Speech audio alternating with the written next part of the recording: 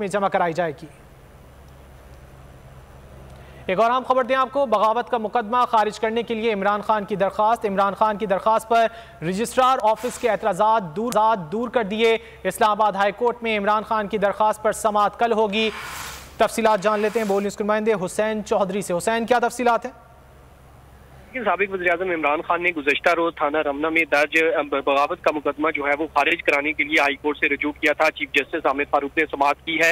फैसल चौधरी इमरान खान की जानिब से पेश हुए। उनका कहना था कि दो एतराज़ात लगाए गए हैं। दोनों एतराज़ात अदालत को जब बताए गए तो चीफ जस्टिस ने कहा कि दोनों एतराज़ात जुडिशल साइट पर दूर हो जाएंगे, जिसके बाद अदालत ने इमरान खान की दरखास्त पर रजिस्ट्रार ऑफिस के दोनों एतराज़ात दूर करने की हिदायत करते हुए केस कल दोबारा समाअत के लिए मुकर्रर कर दिया है और उस पर डायरी नंबर भी लगाने का हुक्म दिया है। चीफ जस्टिस आमिर फारूक ने इमरान खान की दरखास्त पर एतराज़ात के साथ समाअत की, जबकि फैसल चौधरी अदालत में पेश हुए।